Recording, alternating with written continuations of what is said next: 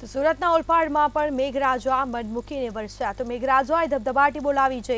આ સાથે સુરતમાં પણ વરસાદી માહોલ જામ્યો છે। સતત 2 દિવસથી વરસાદી માહોલ જામ્યો છે। ઓલપાડ તાલુકામાં મેઘરાજાની ધબધબાટી સમગ્ર તાલુકામાં વરસાદથી ખેડૂતો પણ ખુશખુશાલ થયા છે। 2 દિવસથી સતત વરસાદી માહોલ જોવા મળ્યો છે।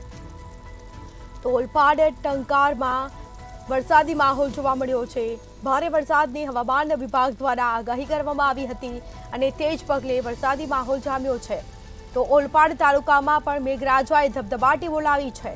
સમગ્ર તાલુકામાં વરસાદી માહોલ થતા ખેડૂતો ખુશખુશાલ જોવા મળ્યા। વાવણી લાયક વરસાદ આવતા ખેડૂતોમાં પણ ખુશીનો માહોલ જોવા મળ્યો છે।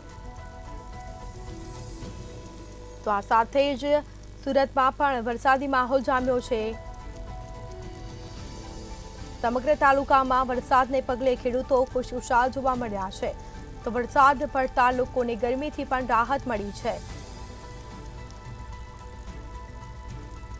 તો વધુ વિગતો સાથે સંવાદદાતા મહેન્દ્રસિંહ આપણી સાથે ફોન લાઈન પર જોડાઈ ગયા છે। જી, ભારે વરસાદની હવામાન વિભાગે આગાહી કરી હતી અને તે જ રીતે ઓલપાડ તાલુકા અને અન્ય વિસ્તારોમાં વરસાદી માહોલ જોવા મળ્યો હતો, શું માહિતી?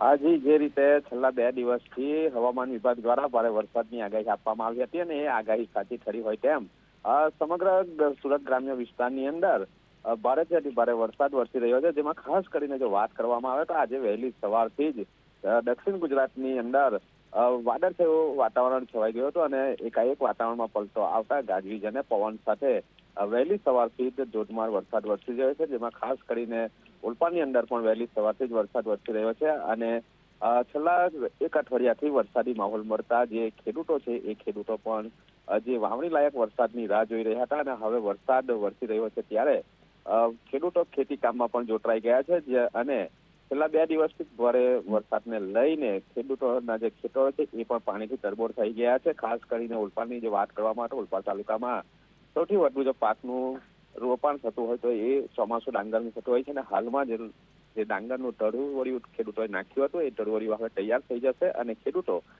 વાવણીમાં જોતરાઈ જશે। ત્યારે હાલમાં આજે વહેલી સવારથી જ ઓલપાડ તાલુકા સહિત અન્ય તાલુકામાં પણ વરસાદ વરસી રહ્યો છે।